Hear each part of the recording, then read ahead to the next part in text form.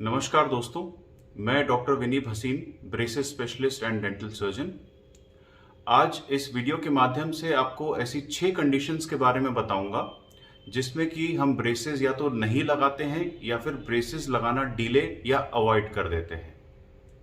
सबसे पहला, गम डिजीज यानी कि मसूड़े की बीमारी या फिर पायरिया। देखिए, जब भी ब्रेसेस लगाते हैं तो उसमें दांतों का और साथ ही साथ मसूड़ों का भी मूवमेंट होता है। यदि मसूड़े और दांत दोनों ही स्वस्थ नहीं रहेंगे तो ट्रीटमेंट में दिक्कतें आने लगती हैं। पायरिया यानी कि मसूड़े में जब इन्फेक्शन होता है तब उस दौरान में यदि ब्रेसेस लगा दिए जाएं तो दांतों का जो भी मूवमेंट होता है और मसूड़े में जो भी चेंजेस आते हैं वो सब सही नहीं आते हैं। तो मसूड़ा जो नया मसूड़ा बनने लगता है वो हेल्दी मसूड़ा नहीं बनता है, डिफेक्टिव मसूड़ा बनता है। इस कारण से हमारी कोशिश ये रहती है कि गम डिजीज यदि आपके मुंह में पायरिया या मसूड़े में सूजन वगैरह है तो ब्रेसेस के पहले ही इसको दूर कर दिया जाए।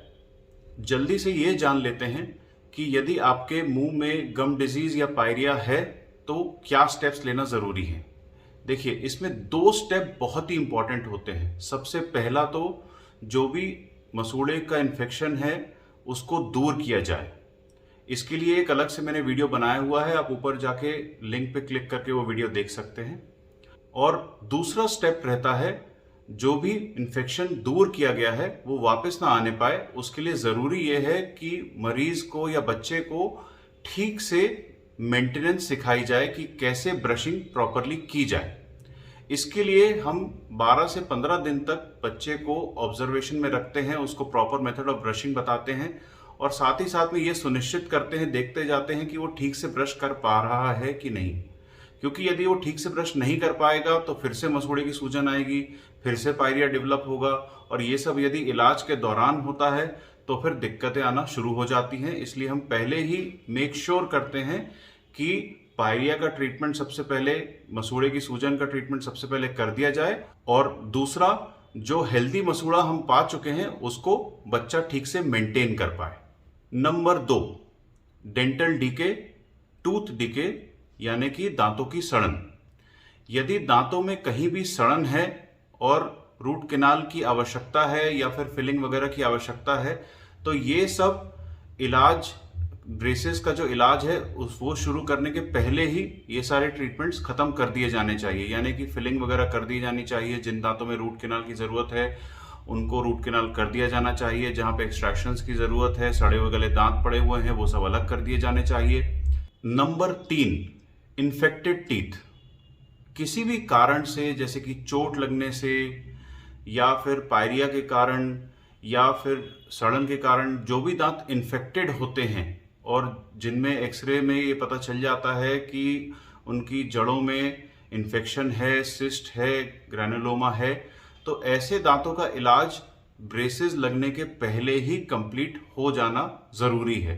क्योंकि यदि ऐसे दांतों में अपन ब्रेसेस लगा के उनका ट्रीटमेंट करेंगे, उनको फोर्स देंगे और प्रेशर लगाएंगे और उनको मूव कराने की कोशिश करेंगे तो ऐसे दांत जो है उनकी जड़ें गलने लगती हैं। तो ज़रूरी ये है कि पूरी तरह से मुंह में इन्फेक्शन जो है वो ख़त्म हो जाए, उसके बाद ही ब्रेसेस का ट्रीटमेंट शुरू किया जाए। नंबर 4, बीटल नट चूअर यानी कि सुपारी, गुटखा, पान चबाने वाले लोग जो कि रेगुलर सुपारी गुटखा वगैरह खाते हैं या बीच बीच में भी खाते हैं। देखिए, सुपारी बेसिकली होती तो पत्थर ही है। यदि कोई सुपारी और गुटखा खाएगा और आप उसके मुंह में यदि ब्रेसेस लगा देंगे तो ऐसे केस में जब जब वो सुपारी खाएगा तो ब्रेसेस जो है वो टूट टूट के निकलते ही रहेंगे। ऐसे में ट्रीटमेंट होना पॉसिबल ही नहीं है। तो यदि हमारे पास कोई ऐसे मरीज आते हैं जो कि सुपारी और गुटखा वगैरह खाते हैं और ब्रेसेस का इलाज चाहते हैं तो सबसे पहले तो हम उनको हिदायत देते हैं कि आप 2 हफ्ते तक अपनी हैबिट को पूरी तरह से छोड़िए। हम ऑब्जर्व करेंगे, हमारे कुछ स्पेसिफिक चीज़ें रहती हैं जिससे हम ये जान लेते हैं कि उन्होंने हैबिट छोड़ी है कि नहीं। तो हम 2 हफ्ते तक उनको ऑब्जर्वेशन में रखते हैं। यदि उन्होंने हैबिट पूरी तरह से छोड़ी तो ही हम ब्रेसेस का ट्रीटमेंट शुरू करते हैं, अन्यथा बिल्कुल भी ब्रेसेस का ट्रीटमेंट ऐसे केसेस में हम शुरू नहीं करते। Number 5, difficult kids.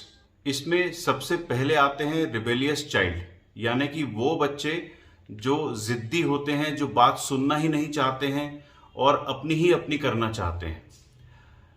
बहुत ही रेयरली मैंने ऐसे बच्चे देखे हैं, परंतु ऐसा भी हुआ है कि ब्रेसेस यहाँ से बच्चा लगवा के गया है और बाहर जाते ही, घर पे पहुँचते ही उसने कोई ना कोई मेटल का ऑब्जेक्ट लिया है और सारे के सारे ब्रेसेस अपने दांतों से तोड़ तोड़ के निकाल लिए हैं। तो इस टाइप के बच्चों का ट्रीटमेंट भी कर पाना मुश्किल होता है, क्योंकि ऐसे बच्चों को कई केसेस में ऐसे हुए हैं जिसमें इस टाइप के बच्चे हमारे पास आए हैं जिन्होंने कहीं से ब्रेसेस लगवाए और फिर इस प्रकार से निकाल लिए।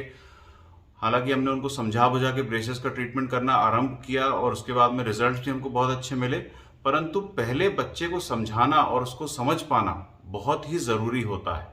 यदि वो खुद ब्रेसेस का ट्रीटमेंट नहीं कराना चाहेगा और माँ बाप फोर्स कर रहे होंगे ट्रीटमेंट के लिए, तो ऐसे में बच्चे का कोऑपरेशन मिल पाना बहुत डिफिकल्ट हो जाता है और बिना बच्चे के कोऑपरेशन के ये ट्रीटमेंट सक्सेसफुल नहीं हो सकता।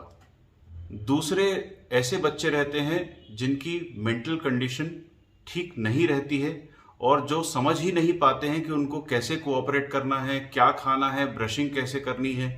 तो इस टाइप के बच्चों में भी हम ट्रीटमेंट अवॉइड करते हैं। नंबर 6, हम ब्रेसेस का ट्रीटमेंट तब भी नहीं करते हैं जब हमको लगता है कि ब्रेसेस के ट्रीटमेंट की बच्चे को आवश्यकता नहीं है। देखिए, कई बार ऐसा होता है कि पेरेंट्स बहुत ज़्यादा चिंतित होते हैं या फिर बच्चे को या लड़के लड़की को ऐसा लगता है कि नहीं, दांत थोड़े से बाहर हैं और ठीक हो जाएगा तो हमारी लाइफ बदल जाएगी और ये हो जाएगा वो हो जाएगा। तो अनरियलिस्टिक एक्सपेक्टेशंस रहती हैं कि हल्के फुल्के से दांत भी बाहर हैं तो उसको अंदर कर देंगे तो पूरी लाइफ उनकी चेंज हो जाएगी। ऐसा नहीं होता है। हम उनको ये समझाते हैं कि आपको आवश्यकता नहीं है इस चीज़ की। हालांकि प्रोफेशनली देखा जाए तो मेरे पास कोई ब्रेसेस के ट्रीटमेंट के लिए आ रहा है तो मैं उसको ब्रेसेस क्यों ना लगाऊं, लेकिन हमारी सोच ये है कि हम अगर ब्रेसेस लगा रहे हैं तो उसका 100% रिजल्ट आपको मिलना चाहिए, चेंज एक्चुअल में दिखना चाहिए और होना भी चाहिए।